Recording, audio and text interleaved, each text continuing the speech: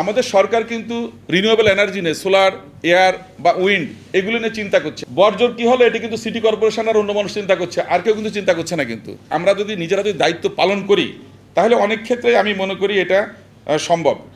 আর এখানে আমাদের সরকার কিন্তু রিনিউয়েবল এনার্জি নিয়ে সোলার, এয়ার বা উইন্ড এগুলো নিয়ে চিন্তা করছে। আপনাদের যদি এক্সপার্টাইজ থাকে, আপনারা যারা মতামত দিতে চান, আমি মনে করি যদি আপনারা লিখিত করে দেন, আমাদের যে এক্সপার্ট টিম আছে তারা কিন্তু এগুলো ইভ্যালুয়েট করবে।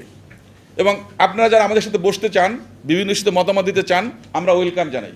কারণ এটা কিন্তু আমরা প্রতিপক্ষ না, আমরা চাই আমরা এটা নিয়ে কাজ করতে। যেমন আজকে সকালে মনে করেন আমি গিয়েছিলাম চামড়া শিল্পের ব্যবস্থাপনা নিয়ে, ওখানে একটা অ্যানুয়াল মিটিং ছিল শিল্প মন্ত্রণালয়।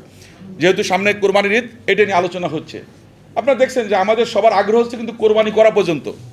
কোরবানি হয়ে গেল, গোষ্ঠটা পেয়ে গেলাম, বর্জ্য কী হলো এটা কিন্তু সিটি কর্পোরেশন আর অন্য মানুষ চিন্তা করছে, আর কেউ কিন্তু চিন্তা করছে না। কিন্তু বাট আমরাও কিন্তু এই সমাজের মানুষ, কিন্তু দিন শেষে কিন্তু আমাদের সন্তান বা আমাদের নাকেই কিন্তু গন্ধটা আসতেছে। সুতরাং তাদের সহযোগিতা করা, এটাকে আগায় নেওয়া, এটা খুব গুরুত্বপূর্ণ। আমাদের সাভারের যে বর্জ্য ব্যবস্থাপনা, সেটার ক্যাপাসিটি আছে ওখানে 25,000 ঘন মিটার, কিন্তু ওটা ফাংশন করতেছে মাত্র হচ্ছে 15,000 ঘনমিটার বা 16,000 কাজ করছে।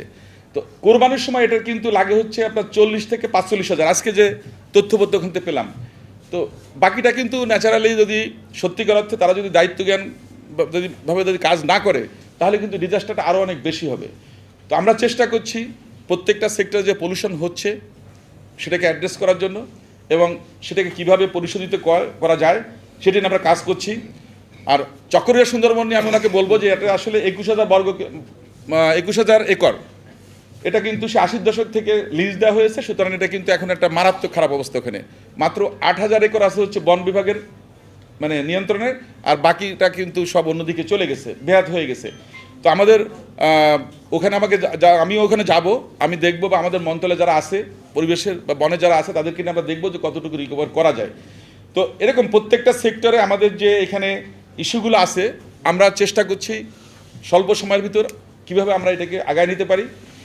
সবচেয়ে বড় কথা, আমাদের মাননীয় প্রধানমন্ত্রীর একটাই কথা যে দেশটা আমাদের সবার, সুতরাং সবাইকে দায়িত্ব নিতে হবে। যদি আপনার সবার দায়িত্ব পালন করি, তাহলে আমরা অনেক কিছু আমরা আগায় নিতে পারবো, এবং আমাদের সন্তানদের জন্য একটি সুন্দর বাসযোগ্য বাংলাদেশ আমরা রেখে যেতে পারবো।